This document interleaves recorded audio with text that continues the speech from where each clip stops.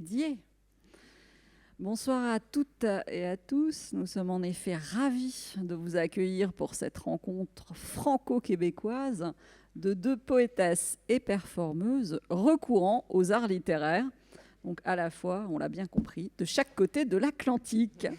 Je vais donc sans tarder vous les présenter. Nous avons tout d'abord à l'écran, très loin de nous, mais heureusement présente grâce à la technique, Hélène Matte, donc, qui est une poète indisciplinaire, c'est ainsi qu'elle se définit, et travailleuse culturelle depuis plus de 20 ans à Québec. Hélène Matte est un électron libre, portant de nombreux chapeaux, une femme orchestre, peut-on dire, hein, écrivaine, commissaire, médiatrice, performeuse et artiste visuelle, et aussi mère de famille et citoyenne. On peut dire que sa pratique littéraire investit les notions de voix, de rencontre, Marion pourra le dire, et d'art-action. Donc sa pratique est multiple également, hein, on l'a dit, aussi bien des expositions que des performances au niveau international, mais Marion aime aussi s'activer localement en initiant des projets rassembleurs au sein de la communauté littéraire québécoise. Alors, outre plusieurs recueils de poésie, mais aussi diverses expérimentations sonores ou numériques, on peut signaler un premier recueil paru en France en 2019 sous le titre « Support fragile ».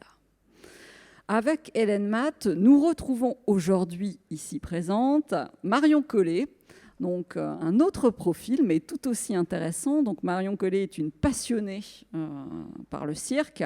Elle est file-de-ferriste de profession, formée à l'Académie Fratellini, puis au Centre national des arts du cirque de Châlons-en-Champagne, dans le Grand Est. Elle fait d'ailleurs partie du collectif Porte 27 et crée de manière tout à fait originale des spectacles qui mêlent littérature et fil tendu.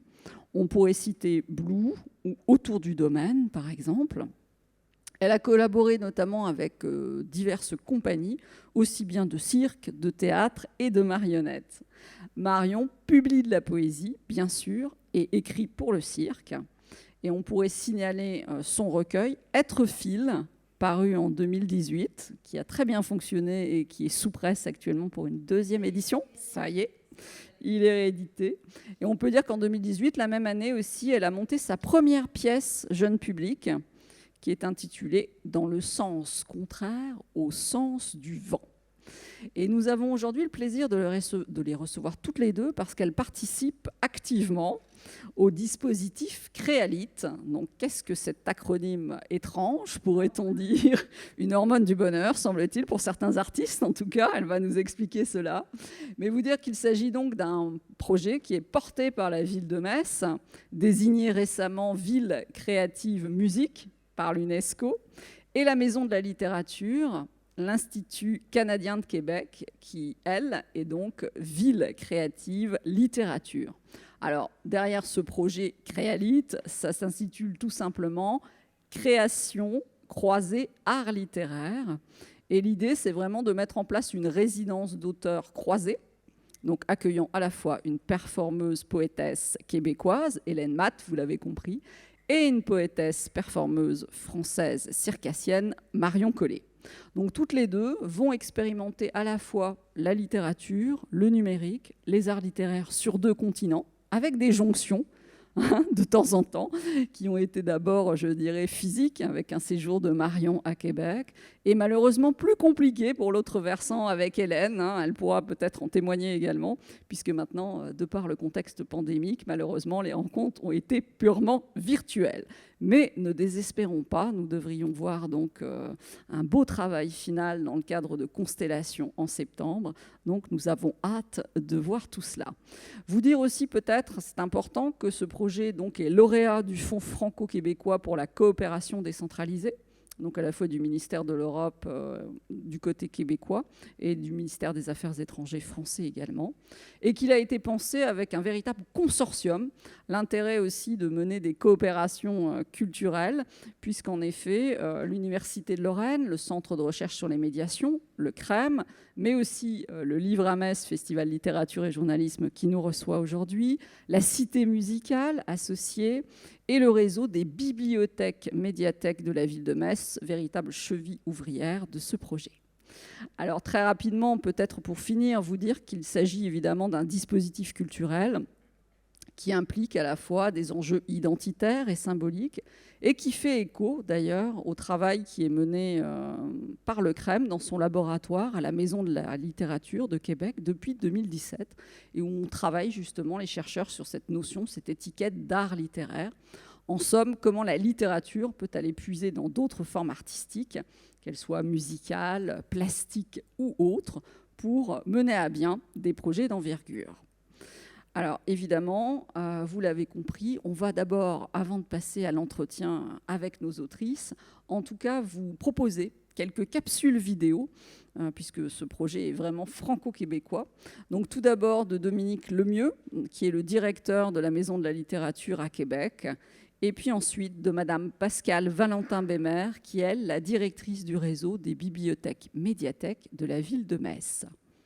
Je vous laisse les découvrir.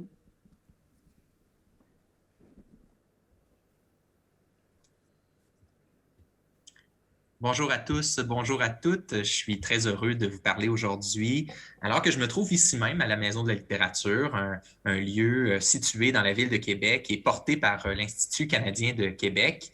D'ailleurs, l'Institut canadien de Québec est un organisme sans but lucratif qui est en activité depuis 175 ans et qui a pour mission de donner accès au savoir et à la culture par les bibliothèques, la littératie et la littérature. On est notamment gestionnaire du formidable réseau des 26 bibliothèques publiques de la ville de Québec. Et du côté de la littérature, on porte de nombreux chapeaux, notamment en organisant chaque année un grand rendez-vous annuel, le Festival Québec en toutes lettres, qui a lieu à la mi-octobre et qui célèbre la littérature de façon innovante en investissant l'espace public, en allant à la rencontre des citoyens et citoyennes, en expérimentant de nouvelles formes autour de la littérature. On est également gestionnaire de différents programmes, notamment Première Ovation en art littéraire qui soutient la relève des 18-35 ans dans l'apprentissage de l'écriture notamment. Et on est gestionnaire des activités et programmes de Québec Ville de littérature UNESCO. Et en littérature, il y a aussi ce rôle fondamental qui est celui d'animer ce lieu, cette maison de la littérature, qui est un lieu unique au Canada, qui mêle à la fois un espace bibliothèque, une scène littéraire où on présente plus de 200 activités chaque année, qui a une salle d'exposition, un appartement pour des résidences de création, qui a un studio de création, un studio consacré à la bande dessinée, etc. Le milieu des arts littéraires au Québec est en pleine effervescence avec l'émergence de projets littéraires variés sous diverses formes, autant en art de la parole, dans des pratiques hors du livre, avec la poésie performée, des projets souvent multidisciplinaires. Et le rôle d'un lieu comme le nôtre, c'est certainement de faire rayonner la littérature sous toutes ses formes, sous toutes ses diversités et d'offrir un environnement de travail professionnel qui soutient activement les écrivains et les écrivaines.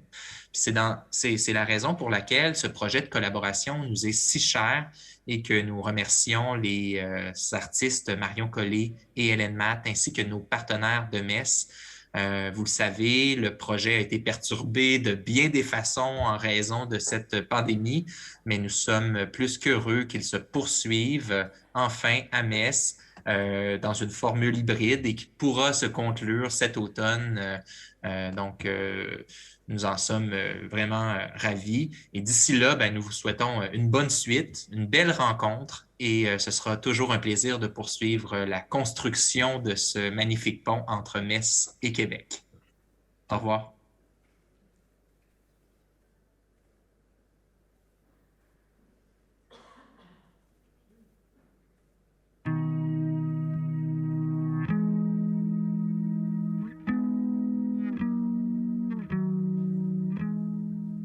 Bonjour Dominique, bonjour Carole, bonjour Hélène, bonjour Marion, bonjour à tous. Je vais vous dire en quelques mots pourquoi Metz a souhaité effectivement s'inscrire dans un projet de résidence croisée avec Québec. En premier lieu parce que c'est une opportunité pour s'engager dans un projet de partenariat international francophone, innovant, et qui nous permet d'initier une coopération entre deux villes labellisées UNESCO, Metz pour la musique et Québec pour la littérature. En second lieu, ce travail de résidence nous permet de valoriser tout le potentiel de la ville de Metz en termes de potentiel intellectuel, artistique, culturel, à travers le Livre à Metz, à travers l'université et le CREM, à travers également les bibliothèques médiathèques de Metz, la cité musicale et tous les établissements culturels et événements. Et puis c'est aussi une logique de création dans laquelle les bibliothèques médiathèques souhaitent s'inscrire, puisque dans le cadre du projet culturel, nous avons proposé de nous inscrire dans les champs littéraires pour travailler en fait sur des projets qui vont permettre d'expérimenter et promouvoir différentes formes de la littérature en utilisant effectivement la musique, la danse, le numérique et permettre effectivement d'être dans un champ d'expérimentation. Voilà, alors je tiens aussi à souligner que ce travail est possible parce que les deux artistes, les deux poètes Hélène et Marion ont réussi à travailler dans un contexte fort contraint qui est un contexte sanitaire, à maintenir le collectif et nous espérons et nous formons le vœu sincère que ce projet-là soit la première marche vers d'autres projets de résidence croisée.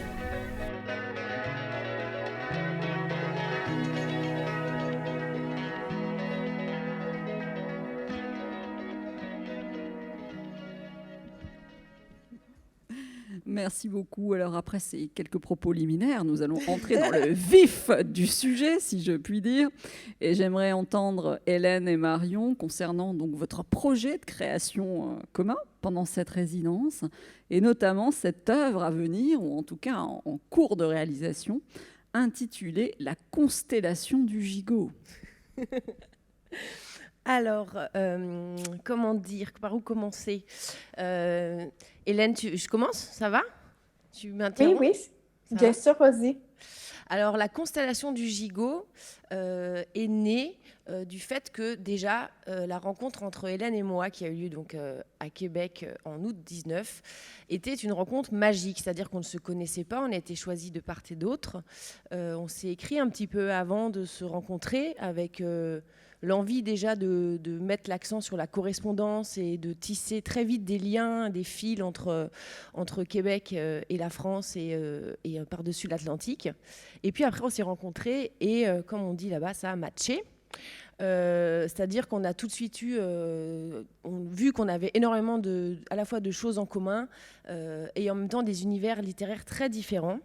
Et qu'on a eu un plaisir fou pendant cette résidence à s'influencer l'une l'autre, et on s'est lancé dans énormément de jeux littéraires. On a toutes les deux, comment dire, une passion pour s'approprier le langage de manière goulue. On a partagé aussi beaucoup de choses liées au rapport au corps, à la sensation. On a marché dans la ville, on a erré, on a observé. On s'est adonné à tous ces jeux d'écriture, des formes plutôt qu'on a pris et du côté de l'Oulipo et du côté de formes de contraintes formelles. C'est-à-dire qu'on a fait des épigrammes, on a fait des acrostiches, on a fait des chimères, on a inventé aussi des choses, on a pioché à droite à gauche, on a fait énormément d'exercices littéraires ensemble. Et alors cette constellation du gigot est née d'un cadavre exquis, où au détour de ce cadavre exquis est surgi le mouton de Panurge. Et à travers le mouton de Panurge, on s'est interrogé sur plein de choses. On avait toutes les deux en commun aussi cet amour pour la langue. Ça nous a amené à parler de Rabelais, à se rendre compte qu'à Metz, il y avait la maison Rabelais. Hélène, en fait, est, comme a dit Carole, une femme fleuve, une femme pleine de ressources et qui est aussi post-doctorante et qui travaille sur la jonglerie dans la littérature, sur l'auteur Zumthor. Et donc, on a commencé à construire. Cette constellation était une manière de continuer à tisser des liens, à former à tisser des influences, à mettre en écho et nos pratiques et nos villes d'origine et notre travail d'écriture autour de ce mouton de Panurge qui nous a interpellés parce que je pense qu'on a toutes les deux ce côté indiscipliné, ce côté où on s'interroge sur le rapport de l'individu à la société, et ça nous a beaucoup amusé et en même temps beaucoup travaillé cette question du jeu littéraire qui est aussi un endroit de critique, de diatribe politique. Voilà. Donc ça, c'est un peu la naissance du projet. Ça ne vous donne pas encore trop d'informations sur ce que ce sera, mais c'était pour vous. Voilà. Hélène, qu'est-ce que tu veux dire de notre rencontre et de cette constellation du gigot? Ben, écoute, tu as très bien introduit la chose. Donc, on a commencé il y a 2 ans et ça devait se poursuivre l'année dernière. Là, on connaît tous ce qui s'est passé. Donc, on se retrouve au début de cet été pour une deuxième phase qui devrait se terminer à la fin de l'été, au début de l'automne prochain, où je serai enfin avec vous. Donc, la dernière semaine de résidence a été une expérience assez contrastée avec la première, où on avait une rencontre et, Marion étant circassienne, fil de ferriste, nos exercices d'écriture étaient aussi combinés à, comment je peux dire, une discipline quotidienne qui incluait aussi des exercices physiques. Hein? Donc, on nageait, on bougeait. Marion m'a introduit aussi à des exercices, c'est ça, pour la souplesse, pour tonifier le corps. Et finalement, il y a eu une correspondance peut-être entre cet aspect-là physique et performeur qu'on avait chacune à notre façon. Moi, plutôt en travaillant la voix, Marion en travaillant vraiment son corps, son équilibre. Et finalement, les exercices littéraires dans lesquels on s'est plongé, avec beaucoup d'humour, en fait. Moi, ce que je retiens beaucoup de ce départ de projet-là, et ça se poursuit, mais quand même autrement, parce que notre expérience de résidence est autre maintenant. Mais c'est cette légèreté-là, c'est en allant trouver chez Rabelais les thèmes fondateurs du projet avec qui est devenu un gigot, hein, très ironiquement, le mouton est vite devenu un gigot. C'est vraiment la gaieté, hein, l'idée du gai savoir là, qui nous a motivés et qui continue dans notre processus, dans notre démarche. Donc, voilà. Alors justement, comment vous avez réussi toutes les deux à combiner, hein, c'est le terme qu'utilisait à l'instant Hélène, c'est-à-dire la littérature contemporaine, on l'a bien compris, l'art du cirque, mais aussi le versant numérique qui sera mis, je pense, en valeur lors de Constellation, via justement ce motif du fil de l'équilibre que vous avez pu expérimenter ensemble. Eh ben, en fait, vu qu'on a dû très vite travailler à distance et qu'on avait déjà commencé, on avait beaucoup de matériaux littéraires, on a fait une sortie de résidence à Québec, voilà, où moi je ne pouvais pas faire de film et où j'ai pu faire des choses physiquement et tout ça. La distance et ces résidences-là nous ont permis en fait de travailler, parce que elle dessine aussi beaucoup, Hélène, de travailler sur des supports vidéo et de commencer à mêler des textes écrits par l'une, dits par l'autre, animés par Hélène. Et donc, on en a fini un qu'on va vous montrer qui s'appelle Le Mouton Noir. Et puis, on est en train d'en réaliser un deuxième à partir d'images qui ont été filmées où je fais toute une suite acrobatique au bord de l'eau, dans la nature, et qui a été retravaillée comme reanimée dans des couleurs pastel, où ça devient un dessin animé, en fait, une animation. Et donc là, on est en train de travailler sur la trame sonore de celui-ci. Et moi, j'ai tourné des images qu'on aurait dû tourner ensemble, hein, et travailler ensemble en février, là maintenant, mais que j'ai tourné en février dans un lieu où j'étais en résidence. D'autres images de moi sur le fil, parce qu'en fait, il se trouve dans le jeu des hasards et des coïncidences que j'ai une petite tendance sur le fil, je marche dessus, je cours, tout ça, mais j'adore m'enrouler, m'accrocher, j'ai un travail assez aérien en fait sur le fil, et j'ai notamment une figure qui maintenant me caractérise et qui est tombé dans le domaine public, mais que j'appelle le tourne-broche, où en fait je fais une forme de gigot. Et donc ce tourne-broche-là, on l'a filmé avec un costume, on a envoyé des images à Hélène, et donc là on a ces 3 matériaux vidéo qu'on va utiliser pour la performance qui aura lieu en septembre. Évidemment, après, on avait des envies de capteurs numériques, de choses qui pouvaient se déclencher, etc. Au moment où les spectateurs s'approcheraient du fil. Enfin, on avait l'idée d'un parcours aussi dans cette constellation, de faire comme des stations. On avait quand même toute cette réflexion autour des stations. Et bon, à distance, les tests de capteurs de mouvement n'ont pas été très concluants. Donc on attend impatiemment de se retrouver là. On va être en résidence à Blida fin août. On veut encore produire des textes. On est en train de chercher des endroits pour les réenregistrer. Et puis on va travailler avec une équipe aussi, quelqu'un à la vidéo, et on va préparer une performance qui aura lieu dans les ruines Saint-Livier, donc qui est un lieu qui nous intéresse fortement aussi, parce que dans ce travail de choc un peu entre les temporalités, il y a des ruines qui sont magnifiques, qui sont envahies de végétation. Derrière, il y a des barres d'immeubles. On est dans le quartier proche de la médiathèque. C'est un endroit qui est aussi une constellation imaginaire assez forte. Et donc, on va l'investir avec le fil, avec nos projections vidéo et avec un travail de in situ, de mise en valeur de l'espace. Voilà. J'ai l'impression que tout se joue beaucoup autour de la rencontre et de comment on a pu à distance continuer à créer des choses, parce que ça nous a amené concrètement à créer, je pense, plus rapidement des images. Voilà. Hélène ?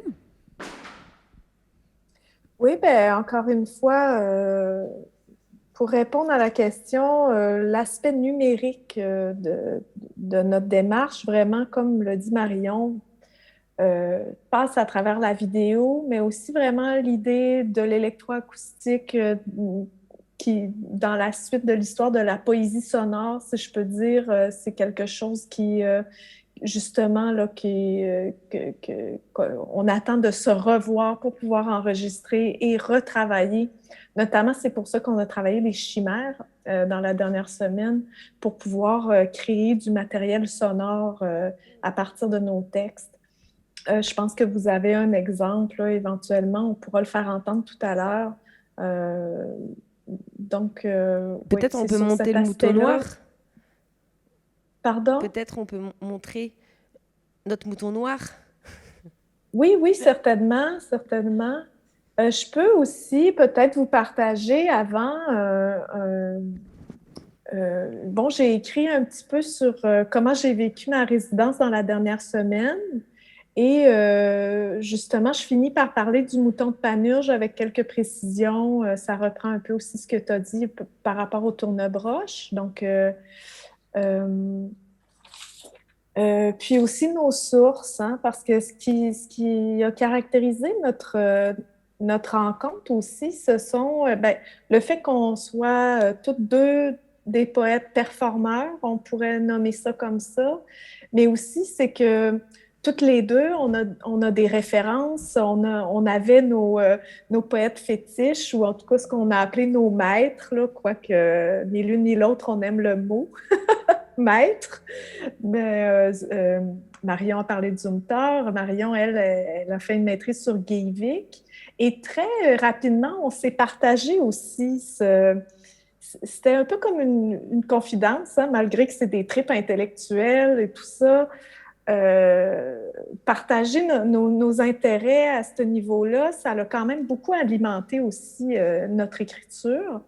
Et on a trouvé en la figure de Georges Didier Huberman un berger commun, là, si je peux dire. En tout cas, donc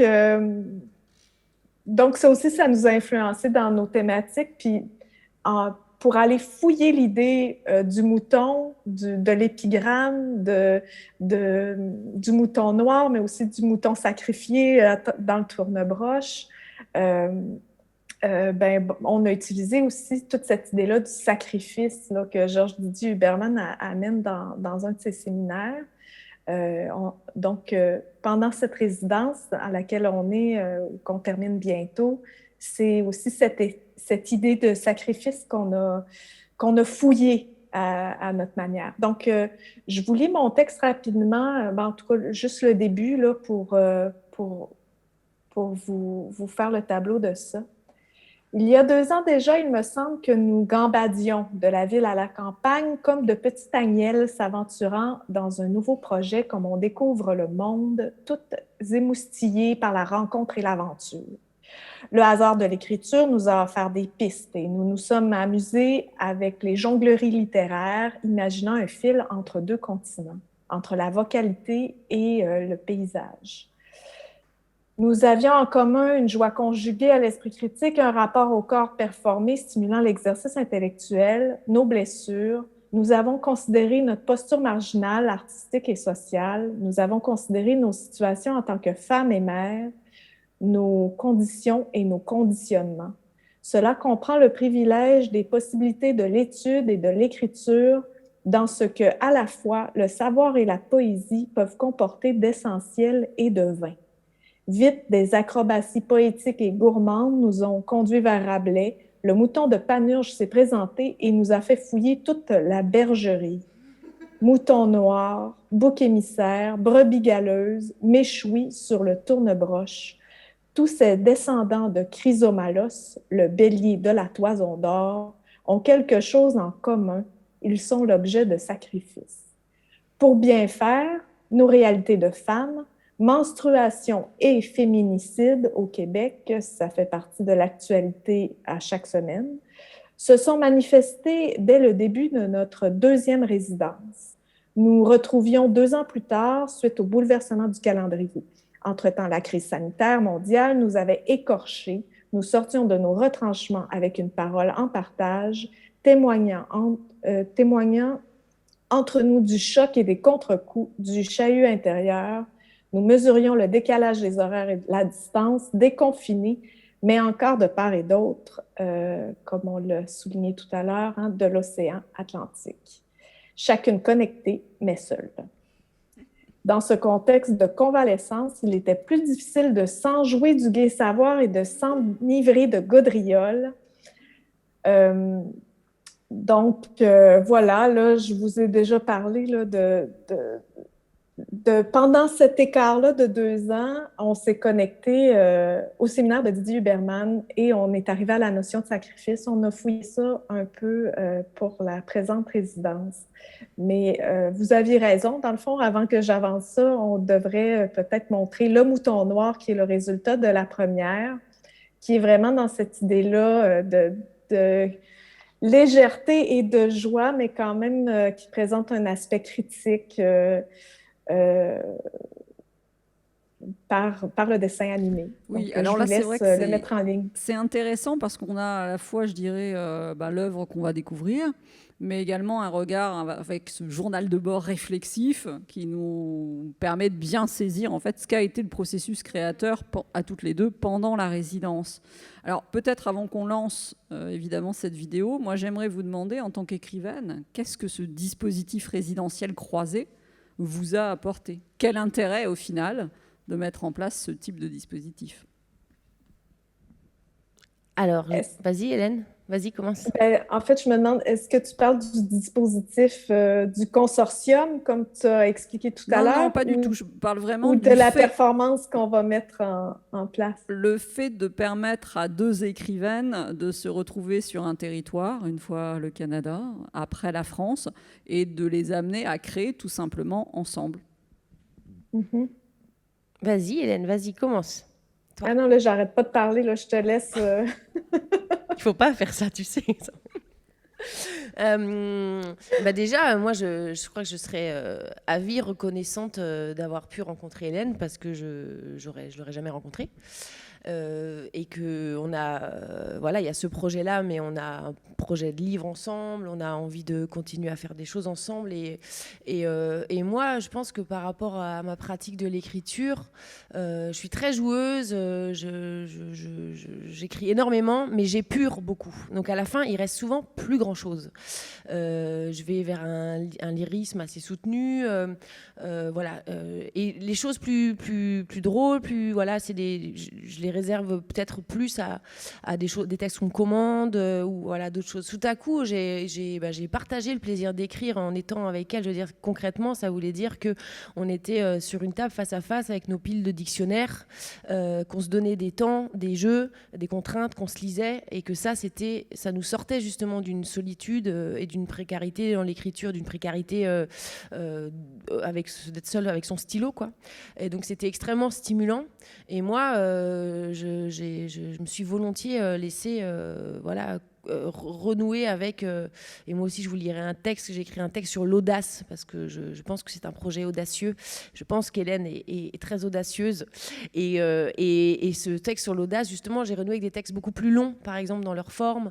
Voilà. Et puis, on a aussi laissé se contaminer vraiment les langages, c'est-à-dire qu'il y a des expressions qui existent chez Hélène qui n'existent pas ici. Par exemple, on a fait une liste, je pourrais vous en lire certains, de proverbes québécois et de proverbes français qu'on a mêlés. Et dans Le Mouton Noir, en fait, qu'Hélène a écrit, elle a incorporé des expressions qui la faisaient rire quand on discutait, quand je disais, voilà, il y a ça à gogo, ou je sais, enfin, c'est aussi un texte qui est né du frottement des langages. Des expressions parisiennes. Je suis pas parisienne. non, mais voilà, c'est ça. Donc il y a eu concrètement en fait dans les formes, voilà. Et puis après, ça permet une projection d'œuvres communes. Oui, c'est ça. Voilà. Quand on t'écoute, Marion, on a cette impression-là que la résidence, finalement, c'est un peu un lieu d'incubation qui va vous permettre de rebondir toutes les deux peut-être sur de nouvelles collaborations. Surtout vu le contexte qu'on a bien incubé, ouais. Et puis peut-être, autre terme, ou ce qui ressort de ton discours, c'est cette capacité à sortir de sa solitude en tant qu'écrivain et à mettre en place une œuvre collective. Alors on va ça c'est essentiel. À quelque part, ça faisait déjà partie de nos pratiques. Moi, je m'intéresse particulièrement à l'oralité. Marion est issue des arts vivants. L'oralité en soi, hein, c'est déjà un partage, là. Il y a plusieurs oreilles, il n'y en a pas une seule, là, tu sais. Et puis, les arts vivants aussi, c'est vraiment des démarches qui sont collectives, hein. Pour faire de la scène, c'est des troupes qu'il faut. Donc, notre rapport à l'écriture est déjà plongé dans l'idée d'une certaine communauté, d'une certaine collectivité, notre façon, l'ensemble de nos pratiques, moi notamment aussi beaucoup par la médiation culturelle, inclut déjà là, cette idée de partage et tout ça. Mais une rencontre comme ça permet vraiment là, de stimuler, de faire des bonds, d'aller à fond dans ces démarches-là. On a trouvé, c'est ça, beaucoup de correspondance, beaucoup de cohérence et ironiquement, ça nous a permis aussi de décoller de nos réflexes, d'aller dans des formes qu'on n'aurait peut-être pas osé en étant seul. Moi, en tout cas, qui m'intéresse beaucoup à la jonglerie, au jeu littéraire, avec Marion, là, je suis allée très loin. Là. Des choses que je ne me serais pas permis toute seule, que j'ose... soit parce que je vais dans la fable rigolote qui est plus de l'ordre du texte populaire, ou au contraire, une poésie, les troubadours dit le trobard clos, hein, quelque chose de très obscur. Aujourd'hui, on dirait quelque chose de conceptuel. Là, je me suis permis certaines formes que j'aurais peut-être pas sorties autrement parce qu'on a un cadre, on a un contexte et on a du temps pour fouiller ça, pour aller plus loin. Donc, c'est vraiment des occasions extraordinaires là, pour créer. Et puis, on sent aussi ce même attrait, si je puis dire, pour le ludique, et en tout cas pour la littérature oulipienne. Hein. On parlait du Troblard, mais on peut parler aussi de l'Oulipo. Marion le rappelait, à travers tous ces exercices, acrostiches, textes boule de neige, poèmes paysages, etc. Donc pour vous, est-ce que c'est aussi une gymnastique aussi ludique que poétique ? Ah oui, c'est génial. C'est génial parce que du coup, c'est comme ça que ça nous a guidés vers l'envie de faire une espèce de réserve de mots, de formes, de figures, d'états, de lieux pour cuisiner le monde, quoi. Ça, on a vraiment cherché des mots. Puis c'est vrai qu'Hélène, elle est comme moi. Par exemple, dans Être fil, dans mon recueil, j'utilise beaucoup, j'aime bien les mots rares, les mots anciens, j'ai des champs lexicaux qui sont très liés à l'univers marin, voilà, et du coup, là, ça a permis d'explorer aussi d'autres choses et puis de jouer avec les mots, quoi. En fait, au lieu de jongler toute seule dans notre coin, on s'est fait des passes, quoi. Donc c'était super, quoi. On a changé un peu notre style de numéro, quoi. Et par exemple, moi, c'est très drôle, je fais du spectacle vivant et tout ça, mais je parle jamais sur scène. Les textes, ils sont traduits par les corps, quelquefois dits, mais c'est très épuré aussi. C'est très, je travaille beaucoup sur le rapport à la lumière, à l'obscurité, etc. Et par exemple, j'ai jamais de costume. J'ai toujours des hauts noirs comme ça et des shorts noirs, et je travaille pas du tout. Par exemple, c'est pas cette vision du cirque, justement. Théâtre, cirque de rue, très coloré, etc. Il y a vraiment, je vois mes spectacles comme des recueils de poèmes, en fait. C'est des recueils.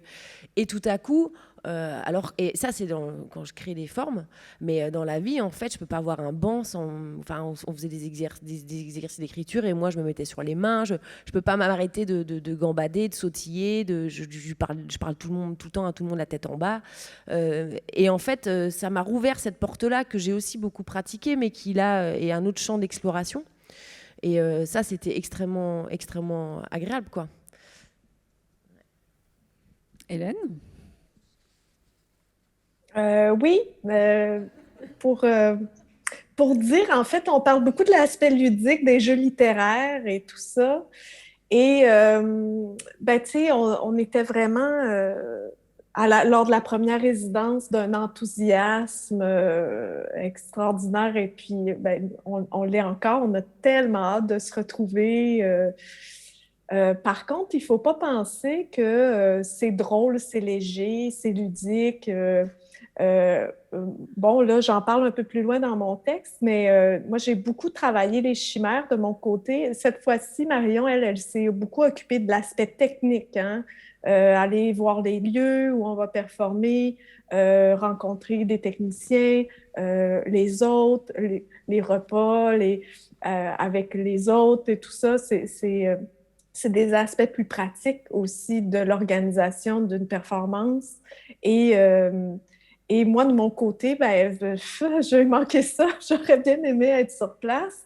Mais je me suis donné le défi de préparer des chimères à partir des références que j'avais accumulées justement en regardant le séminaire de Didier Huberman, en faisant mes propres recherches en bibliothèque, sur les chimères, justement, sur le sacrifice, sur Georges Bataille. Là, j'ai eu un bon concentré de Georges Bataille là, pendant l'hiver pour décortiquer tout ça, pour essayer de faire des chimères.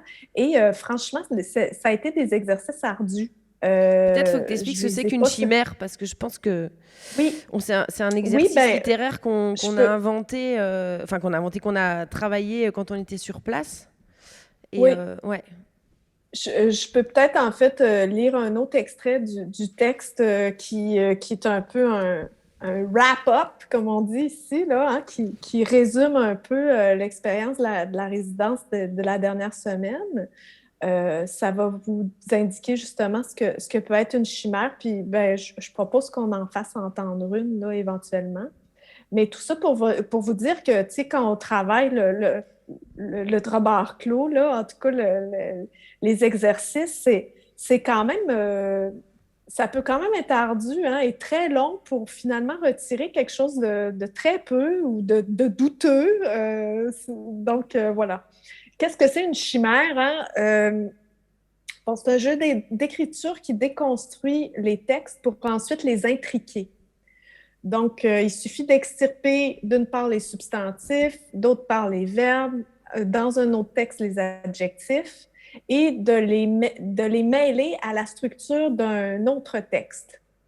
On pourrait le faire avec 2 textes seulement, mais on peut le faire à 4 et on fait une intrication des verbes de l'un avec les adjectifs de l'autre, etc., etc.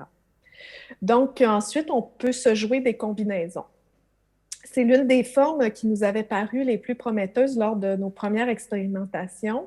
D'abord parce qu'en puisant ailleurs ces mots, elle devient une source abondante de surprises et atteint un degré d'abstraction ravissant. Ensuite, parce que lues en duo, les chimères créent des poèmes sonores tout aussi intrigants qu'amusants. Or, à distance, la lecture simultanée n'est pas vraiment possible par visioconférence. On ne peut pas vous en faire une live. Cette impossibilité ne nous a pas arrêtés. Elle soulignait la promesse de nos retrouvailles, d'un enregistrement ultérieur, mais aussi ça soulignait le manque, l'immanquable manque, l'impossibilité, au sens de Georges Bataille, n'est-ce pas ça, justement, la poésie. Georges Bataille qui dit « Le réalisme donne l'impression d'une erreur, la violence seule échappe au sentiment de pauvreté de ses expériences réalistes. La mort et le désir ont seule la force qui oppresse, qui coupe la respiration.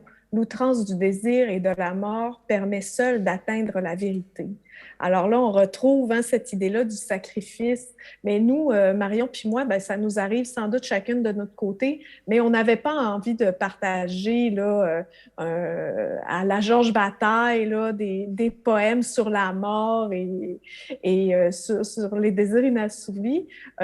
Donc, c'est ailleurs qu'on est allé chercher ça, en fait.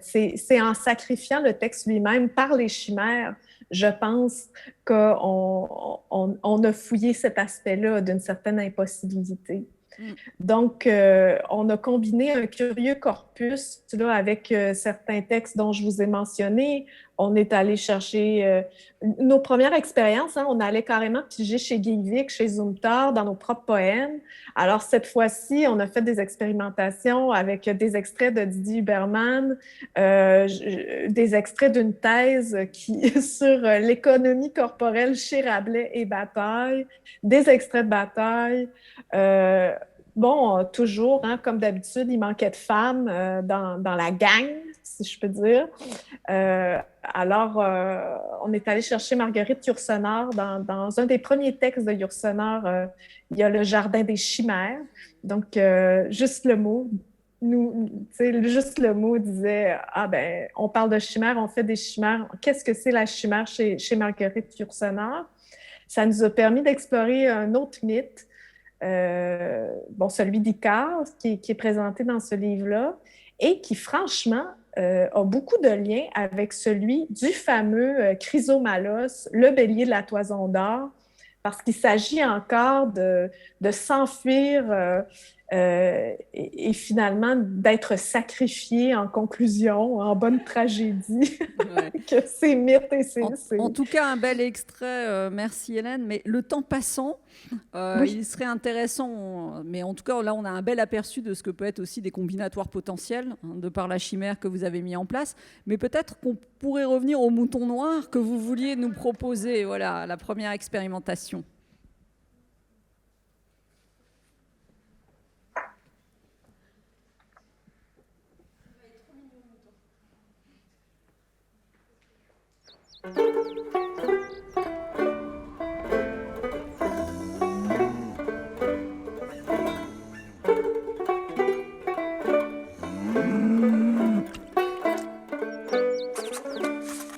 Le mouton noir. Ah la vache, se dit le mouton. Un Ikea au pays de Cocagne. Un stationnement dans ma campagne. Est-ce que le monde tourne rond ? Révolutionnaire, le mouton répond à ce libéralisme à gogo. Proclame à tous les pecnos qui campaient en attendant l'ouverture qu'à tous être pareil, rien ne sert et que le marketing est en flure. Que mieux vaut être libre par monts et par veaux. Que l'artisan a plus de mérite que l'expert, qu'à clochardiser le singulier, c'est toute une histoire qui se perd. Que le quart de livre est littéraire, ce n'est pas qu'un repas chez McDo. Qu'en faisant de la norme une idole, qu'à force de se plier au standard, toute poésie s'étiole et la liberté n'est qu'un phare. Mais tous les hommes de la rue, tous ces messieurs bricolage, pensent à l'étagère à couteau dans leur nouvelle cuisine à la page. Rien à farcir de ce fou bien que sage. Sans l'écouter, il le tue. Il lui trouvait bien du charme, du moins autant qu'un shawarma. Tant qu'à être un mouton noir avec sa révolution à la noix, qu'il soit cramé et mangé ce soir, on en fait un méchoui et voilà. De panurge les moutons, nous sommes les lardons. Notre esprit docile, nous aimons protéger. Nous avons l'arme facile contre qui nous accable. Le prochain réclamant la révolution sera servi à notre table.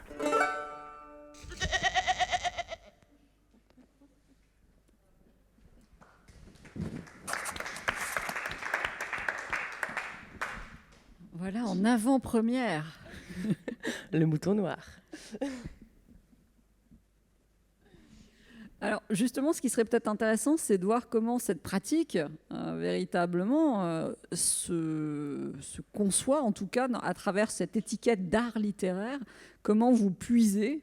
On l'a bien vu, hein, toutes les références intertextuelles que vous avez pu donner du côté littéraire, mais maintenant, dans cette proposition qui nous est faite à l'instant, voilà, quel est ce jeu avec d'autres formes d'art existantes? On parlait du dessin pour Hélène tout à l'heure, hein, la voix qu'on entend aussi de Marion sur cette proposition, plus toute l'animation graphique qui a été mise en œuvre. Donc, est-ce que vous pouvez nous en dire un petit peu plus? Hélène, tu veux dire quelque chose en plus? Bon, ben ça fait partie de, je sais pas. Pour moi, en tout cas, ça fait partie de ce dont on parlait tout à l'heure. Je sais pas. Ouais. Vas-y. Ben, pour moi, si je dis que je suis indisciplinaire, c'est que je me suis jamais identifiée à un seul genre. Je déteste les étiquettes et souvent, j'ai tendance à, quand on m'associe trop à une chose, hein, moi, j'ai fait ma pratique en art visuel. À un moment donné, j'ai gagné des concours de slam et ça me...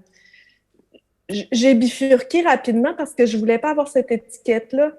Quand on m'associe seulement à un genre, à une pratique, je me sens tout de suite coincée. Donc, pour moi, l'indisciplinarité ou l'interdisciplinarité, c'est la liberté. Ça me permet de créer des espaces où je peux dire ou pratiquer ce que j'ai besoin de pratiquer et combiner l'art relationnel avec le dessin et mettre de la poésie là-dedans, la parole, ben en fait, ça permet de vivre. Tu sais, quand on parle d'art vivant, c'est ça aussi. Ce sont en soi quelque chose qui est interdisciplinaire. Tu sais,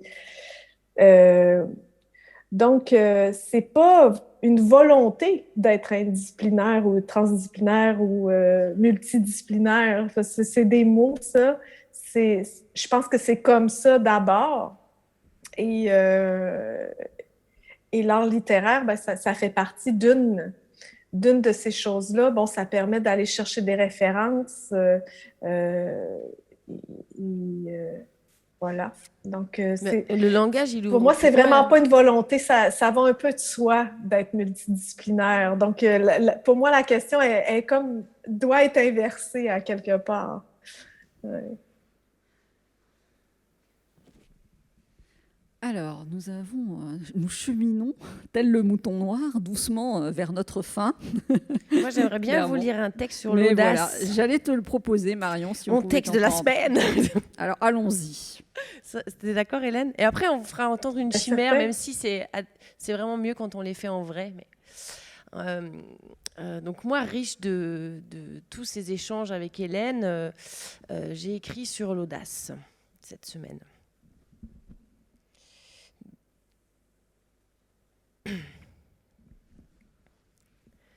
Dans le feu de mes pensées, l'audace comme une braise est jetée. Ce mot sonne étrangement à mes oreilles, provoquant un petit effroi, proche de l'appel du vide, car tout à coup je réalise qu'il rime avec filasse, avec brouhasse, et pire, avec impasse. Un pas sur la page et je plonge dans l'audace. Pas de sas pour m'écoper, je coule en mon bateau, j'emmêle mes propres pinceaux, je fais de la mélasse avec mes champs lexicaux.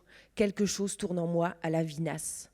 Je sens ce mot comme une menace. Il m'espionne, ce mot, l'audace. Il Robinson et s'exile en lui-même. Il est biface, il est bravasse, il est coriace. Et qui doit remuer sa pauvre carcasse, ne pas se laisser réduire en bouillasse par un mot tenace? Qui doit rester de glace et écrire jusqu'à la crevasse? C'est moi qui dois faire face à l'audace. Et me voilà, avec un mot sur le dos qui me dépasse, et regardez comme il faut que je tournasse autour du mot comme autour du pot, et que je jacasse. N'en faudrait guère plus que je bélasse comme un mouton roupillant dans sa jasse, en transhumance avec ma pauvre vision de l'audace, avec toutes ces rimes vieillasses, pauvres furfurasses, rustiques, rivasses. Heureusement qu'on peut inventer des rimes avec les rimes en as, et que les rimes riment parfois avec leur propre sens, avec grâce. Ce sont les héros qui ont de l'audace. Dans la vraie vie, nous, on a tout au plus parfois de la classe, tout au moins de l'espace pour se cacher, se mettre dans un coin, se retirer du monde et regarder ce qui nous terrasse, et parfois soupirer, hélas. Il est pathétique ce mot, audace. Audace, audace, audace, audace. Il a des tics, un petit air prétentieux, non, vous ne trouvez pas qu'il semble s'exclamer à qui mieux mieux? Regardez qui est propre sur lui, qui en veut toujours plus, qui dépasse du lot, qui ventile, mouline et s'exprime à gogo, qui ferraille avec l'oubli et saute l'obstacle comme un cabri, qui jamais ne trépasse. Non mais regardez-le, ce mot cru comme de la biasse qui se vante et s'affiche en s'élançant tout seul sur la piste. Tremble, audace, tu n'es qu'un vil mot, un masque inventé pour nous faire la peau, pour nous faire croire qu'il suffit d'une ducasse pour rêver, d'une eau tiédasse pour se laver, d'un avenir branlant pour se projeter, d'une figue séchée pour se muscler. Tremble, audacieuse audace, tu n'es qu'une galéasse, une galère, une vulgaire besace pour trimballer ses espoirs de demi-terrasse en demi-terrasse. Ah oui, de l'audace il va en falloir, mais d'une autre teinte. L'audace mollasse, l'audace limace, l'audace d'un jour au placard à godasses. Je refuse de courir pour briller, je veux courir pour rien. Je veux jouer à tout et trousser l'audace jusqu'à ce qu'elle n'ait plus un sou. Je veux faire de la chutasse un art de rouler bouler dans l'herbe et revendiquer le droit au minuscule exploit, à la broutille, à l'étroit, au muet, au rikiki, au pantois. Je préfère le fragile visible ténu, tout nu, au grand miroir téméraire de l'audace qui se mire et renvoie toujours aux autres l'image d'une ambition ratée, d'un avenir timoré, d'un désir lâche. Il y a de l'audace à braver l'audace. Le casse-cou se casse le cou et survit. Et le craintif, que fait-il, lui? Il demeure dans son coin crasse et se meurt parce qu'il croit que sans audace, la vie est sans goût et sans odeur. Réveille-toi, le poltron, tu es mignon, tu es vivant, tu es de toutes les couleurs. Tu as du pain sur la planche, tu vas trembler et douter et résister et t'épuiser et tenir dans le tremblement, dans l'ombre jusqu'à ce que l'audace te laisse enfin un peu de place. Alors, d'un coup sec, tu comprendras que tu es vif et franc, vivace comme un enfant, que tu peux tout embraser, tout embrasser, tout offrir. Tu effaces, tu respires, tu retraces, tu désires, tu danses. Avec une insolence légère et profonde, tu danses avec les autres dans la ronde. Tu vibres, tu vis. Parce qu'elle nous agace à la fin, cette audace, elle est pesante, elle nous enfermerait dans la tombe. Oui, elle est mortifère, cette injonction à sortir de la norme. Elle nous glace, elle nous fige, elle nous plombe, elle nous renvoie sans cesse dans la nasse, soulignant qu'il y a plusieurs mondes, ceux qui peuvent se payer le luxe de l'audace avec la Rolex au poignet et ceux qui rêvent d'audace dans une autre vie, comme si aujourd'hui n'était jamais né. Il y a de l'agonie dans l'audace. L'audace sonne le glas, c'est un signal d'alerte. Il faut sauver l'audace du politiquement correct. Ne pas laisser s'effondrer le mot et nous avec. Il faut faire quelque chose. On ne va pas laisser tout s'écrouler pour un pauvre mot en as. Attendez, je cherche. Audace, audace, audace. Je crois que j'ai trouvé, oui. L'audace a un secret. On est sauvé. C'était pas la peine d'en faire un drame, il suffisait de s'en saisir et de la faire résonner comme une calebasse. L'audace est anagramme. Audace, cadeau. Et de l'audace surgit soudain une avalanche de présents. Un torrent de mots pour calmer ce qui brûle en nous, une lumière dans la rosace pour nous éblouir jusqu'au bout, un éclair de chaleur dans l'âtre si froid, un éclat de joie dans l'être si vaste, un tout petit éclat fin comme un couteau, un simple reflet dans l'eau, dans l'eau, dans l'eau, dans l'eau, dans l'eau de l'audace.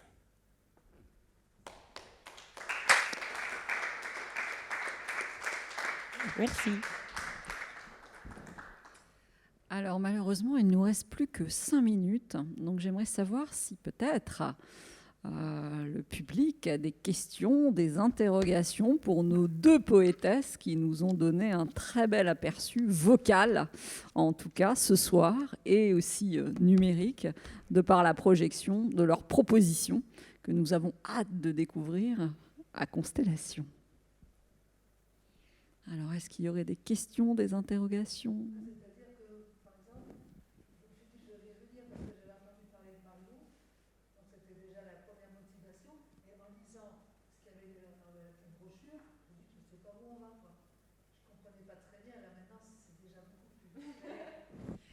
C'est difficile de comprendre un projet qui est en train de se monter hein, aussi, hein, tout à fait. Hein.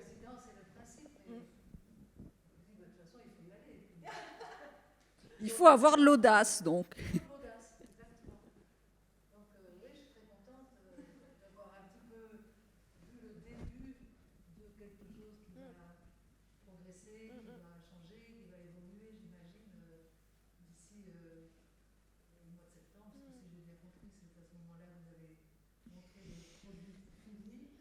Oui, puis l'intérêt de cette rencontre, c'est aussi de montrer les coulisses, ce qui est peu offert au public, en fait. Hein. C'est la fabrique de l'écrivain. Et là, on y rentre par la petite porte. Et grâce à cet échange avec Hélène et Marion, on a cette possibilité de voir un processus créateur en train de se faire. Et je trouve que ça, c'est très intéressant. Bah, c'est ça, c'est comme rentrer dans une cuisine, c'est exactement ça. C'est qu'on prépare plein d'aliments et en fait c'est vrai, cette performance elle va être constituée du coup de projections vidéo, de différents médiums, de textes bien sûr, et puis en fait ce qui va relier le tout c'est qu'on va être présentes toutes les deux, qu'il y aura mon fil, qu'Hélène sera là, qu'on pourra dire les textes on pourra les dire quoi, enfin, ça va être super, et puis de pouvoir le faire dans un contexte, on imagine une forme de 45 minutes parce qu'on a beaucoup de matériaux et comme le processus est long, on n'arrête pas d'en fournir, mais on va finaliser la forme sous quelque chose de 45 minutes qui sera performatif puisqu'on va travailler, puis ensuite on va jouer 2 fois 2 soirs avec très peu de temps en lui-même dans les ruines, puisqu'on va préparer ailleurs, on va aller la veille dans les ruines et puis on va... Voilà, et puis c'est toute la magie qui va aussi pouvoir se déployer d'une rencontre avec le public, quoi. C'est ça qui est vraiment chouette et qu'on aime. On aime partager les textes en direct. Enfin, c'est vrai que c'est...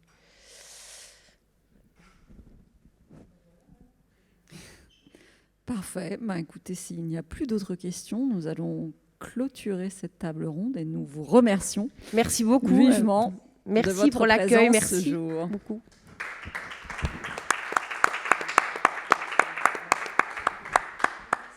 Merci Hélène, oui bien sûr, Hélène. Au Canada, pour le temps accordé malgré le décalage horaire. Ça va, là il est midi. Parce que là quand même, pour vous dire que moi j'étais en résidence depuis dimanche soir, et donc la contrainte qu'on s'est donnée avec Hélène, c'était de s'appeler tous les jours pour travailler, pour se lire, Puis moi, comme elle disait, je suis allée visiter les lieux de résidence, je suis allée retourner dans les ruines, je lui ai montré, voilà, Et donc avec le décalage horaire, ça fait qu'on fait un peu 2 journées en une, parce que soit on s'appelait entre minuit et 2h du matin pour moi, pour qu'il soit l'après-midi chez elle, soit elle se levait très tôt pour qu'on puisse avoir l'après-midi de 14 à 17, mais du coup ça faisait 7h du matin là-bas. Donc ça en fait on s'en est amusé aussi quoi. On était un peu décalqué, mais on s'en est amusé aussi. Mais voilà, ça a été une résidence par le numérique en fait. Ça nous a fait beaucoup rire quoi. Et je pense qu'on va s'en saisir à un endroit. On va tirer encore ce fil là parce qu'on a quand même réussi à avoir ce temps de travail ici. Parce que comme le disait Hélène aussi, sinon, moi je serais restée chez moi, dans ma famille, dans mon rythme, on ne se serait pas accordé ce même temps, cette même place à l'écriture, et ça j'y tiens vraiment, parce que quand on écrit, qu'on fasse un autre métier ou pas, ou en tout cas quand on veut consacrer du temps à l'écriture, on est tout le temps en mode écriture, on est tout le temps en train de ressentir, de prendre, d'être traversé. Par contre, les espaces-temps et le rythme qui est nécessaire pour l'écriture, en fait, il faut un ailleurs, il faut une temporalité, il faut un cadre spatio-temporel et à l'intérieur qu'on puisse être dans une grande disponibilité, en fait. Et ça, c'est pas si évident quand on a des enfants, quand on a une vie quotidienne, etc. Parce que c'est un autre quotidien, en fait. Et le fait qu'on ait pu, même à distance, faire cette résidence partagée et d'avoir cette clé à la fin sur ce moment avec vous, ça fait avancer le projet, ça nous fait écrire et ça nous fait vivre, quoi. Enfin, clairement. D'où l'intérêt des dispositifs résidentiels, qu'ils soient pour la littérature ou d'autres formes artistiques. Un grand merci à vous et une excellente soirée. Au revoir.